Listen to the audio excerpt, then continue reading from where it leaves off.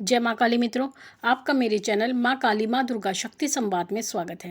मित्रों, अगर आप मेरे चैनल पर नए हैं तो आप मेरे चैनल को सब्सक्राइब कीजिए, लाइक कीजिए, शेयर कीजिए, साथ ही नोटिफिकेशन बेल को भी प्रेस कीजिए जिससे मेरी आने वाली वीडियोस का नोटिफिकेशन आपको तुरंत मिल जाए। मित्रों, आज का जो विषय है वो विषय बहुत ही महत्वपूर्ण है और बार बार पूछे जाने वाला प्रश्न है। मेरे सब्सक्राइबर बार बार ये प्रश्न करते हैं कि उनको सवारियाँ आती हैं लेकिन सवारियाँ बोलती नहीं हैं, सवारियाँ बंधी हुई हैं। जिनकी सवारियाँ बंधी हैं, जिनकी चौकियाँ बंधी हैं या किसी ने बांध दी है या शरीर का किसी ने बंधन कर दिया है। देखिए, जो बंधन होता है वो आपके शरीर का किया जाता है, सवारी का बंधन नहीं किया जाता। लेकिन फिर भी अगर आप ये जानना चाहते हैं, पूरी जानकारी चाहते हैं तो आपको पूरा वीडियो ध्यान से सुनना होगा। अगर आप स्किप करते हैं तो आपको कोई भी बात समझ में नहीं आएगी, क्योंकि ये पूरा वीडियो ही पूरा महत्वपूर्ण है। इसमें पूरी बात मैं आपको खोल के बताऊंगी। तो देखिए बच्चों, अगर आपके शरीर पर सवारियाँ आती हैं लेकिन सवारियाँ बोलती नहीं हैं और वचन नहीं करती हैं, या फिर आपकी सवारी पहले आती थी अब नहीं आ रही है, और या फिर आपकी सवारियाँ आती थी या छोटी सवारी आती थी यानी तरंग रूप से आती थी, केवल थोड़ी बहुत आती थी, और आप किसी भगत के पास चले गए, किसी तांत्रिक के पास चले गए और उसके जाने के बाद उसने आपके साथ थोड़ा बहुत कुछ किया, जो भी किया, बांधा उतारा, जो भी किया आपके साथ में, उसके बाद में आपके शरीर में सवारी आना बिल्कुल बंद हो गई। या फिर वो आती है तो बहुत ही हल्के तरीके से आती है और आपको कुछ मतलब जानकारी नहीं देती। तो अगर आपके साथ ये सभी परेशानियां चलती हैं, यानी आपकी शक्तियां अगर बांध दी गई हैं, अगर मैं एक शब्द में कहूँ, अगर आपकी शक्तियां बांध दी गई हैं, तो उसके लिए एक महा उपाय मैं आपके लिए लेके आई हूँ, जो मैंने स्वयं माँ भगवती से प्राप्त किया है। और आपकी परेशानी को देखते हुए ही मैंने माँ से ये प्रश्न किया था, तो उनके उत्तर पर मैं ये जो जानकारी है आपके साथ शेयर करना चाहती हूँ। तो मित्रों, ध्यान से सुनिए। देखिए, जिन बच्चों की सवारियाँ बंध गई हैं, शरीर के बंधन हो चुके हैं, या जिसने भी ये उनके साथ किया है गलत उल्टा सीधा, उनको सबसे पहले तो ये 3-4 बातों का पालन करना होगा। उसके बाद एक उपाय मैं आपको बताऊँगी जो आपको करना है। सबसे पहले तो आपको ये करना होगा, जिनको माँ काली की सवारी आती है और जिनको माँ दुर्गे की सवारी आती है, दोनों ही, यानी माँ दुर्गा की भी और माँ काली की भी, तो उन व्यक्तियों के लिए विशेष ये वीडियो है, वो ध्यान से सुने। बाकी और भी सुन सकते हैं, क्योंकि देवताओं का बंधन है, तो ये जो चीज़ें मैं बता रही हूँ सभी देवताओं के बंधन में ये कार्य करेगी, चाहे किसी भी देवता की सवारी आपके ऊपर आती हो। लेकिन पीरों की सवारी जिनके ऊपर आती है उनके लिए उपाय नहीं है। तो देखिए मित्रों, सबसे पहले तो जिनके ऊपर ये सवारियाँ आती हैं उनको सबसे पहले जो नियम बनाना है, वो नियम ये बनाना है कि आपको दुर्गा सप्तशती का नित्य पाठ करना है। और पाठ कैसे करना है, उसका वीडियो मैंने अपलोड कर दिया है, किस प्रकार से आप दुर्गा सप्तशती का बहुत ही सरल तरीके से पाठ कर सकते हैं। पहली चीज़ तो आपको ये गांठ बांध के रखनी है। दूसरा, आपको 6 मास के अंदर, यानी 6 मास में एक बार आपको सप्तशती का हवन अवश्य कराना है, क्योंकि सप्तशती का हवन कराने से जो माँ दुर्गा होती हैं और माँ काली होती हैं बहुत ही तृप्त होती हैं, और जब उनको आहुति प्रदान की जाती है उस समय पर एक अलग ही प्रकार की ऊर्जा जो है उत्पन्न होती है। तो वही ऊर्जा आपके शरीर की शक्तियों को खोलने का कार्य करती है।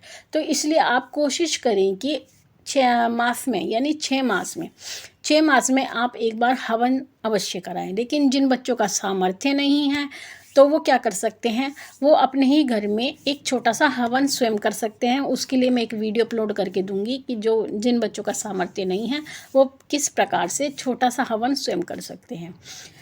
अगर 6 मास में नहीं कर सकते तो आप वर्ष में एक बार तो अवश्य ही करवाएं। और ये हवन आप जो हैं, ये जो अश्विन मास के नवरात्र आते हैं इसमें आप ज़रूर कराएं। फिर आपको कम से कम 2 माला निर्वाण मंत्र का जाप भी करना है।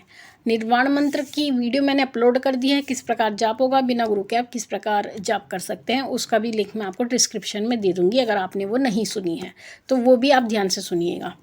उसके बाद में आपको एक दिन निर्धारित करना है, कोई भी एक दिन, जिसमें आप 1 सप्ताह का भी कर सकते हैं, 15 दिन का भी कर सकते हैं और 1 मास का भी कर सकते हैं। यानी मास में एक बार, यानी मास का अर्थ होता है महीने में एक बार आपको माँ भगवती को भोग देना है। या तो फिर आप माँ से वचन करें कि आप हफ्ते में एक बार देंगे, 15 दिन में एक बार देंगे, या आप महीने में एक बार देंगे। तो ये भोग आपको निरंतर माँ भगवती को देना है। भोग का चुनाव आप स्वयं करेंगे।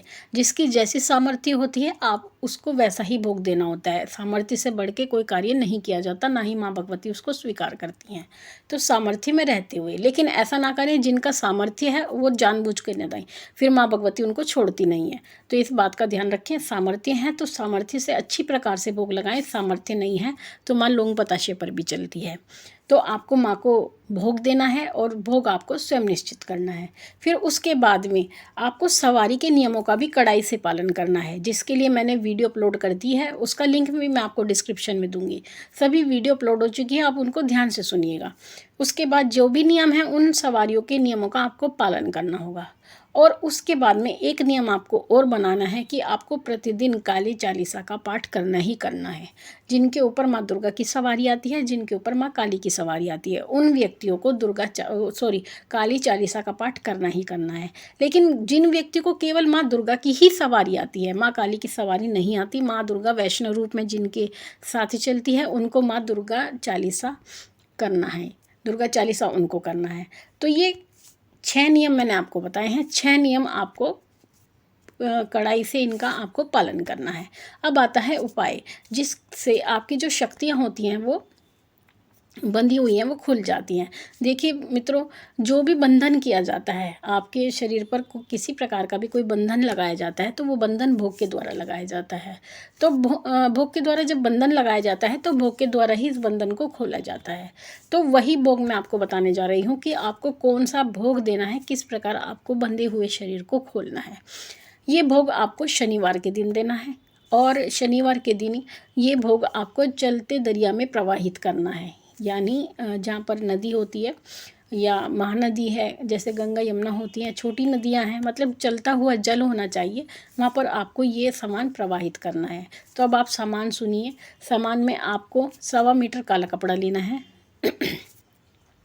उसके बाद में 1.25 मीटर काला कपड़ा, साथ ही आपको 5 मिठाई लेनी है।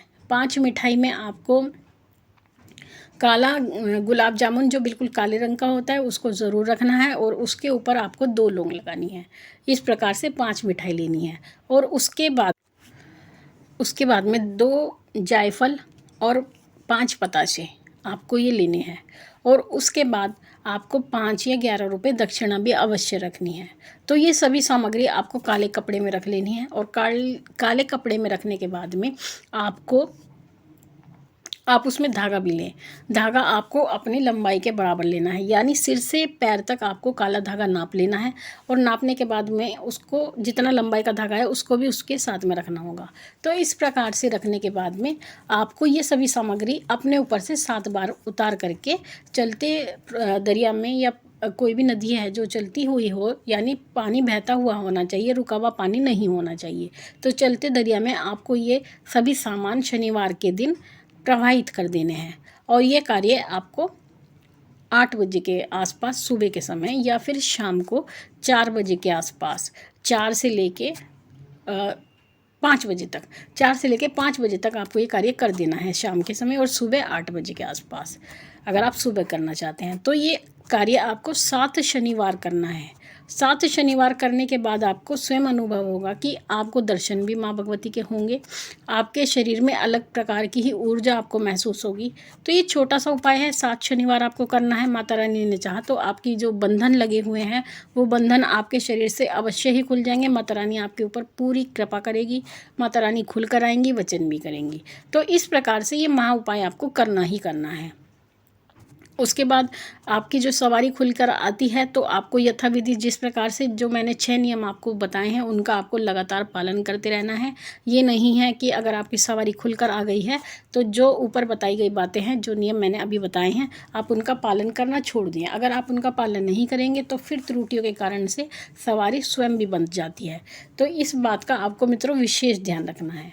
तो मित्रों, आशा करती हूँ मेरे द्वारा दी गई जानकारी आपको समझ में आई होगी। तो इसी प्रकार की जानकारी को प्राप्त करने के लिए आप मेरे चैनल से जुड़े रहें। अब अपने सब्सक्राइबर का प्रश्न लेते हैं। प्रश्न है मनप्रीत कौर जी का। इन्होंने कहा है, गुरु माँ मेरे साथ माता वैष्णव रूप में आती है, मैं प्याज वगैरह खा सकती हूँ या नहीं, बताइए जी। पहली बात तो जब माता वैष्णो रूप में चलती हैं, यानी जब माँ वैष्णो रूप में चलती हैं तो शुद्ध और सात्विक रूप में चलती हैं, पूर्णतया शुद्ध और सात्विक।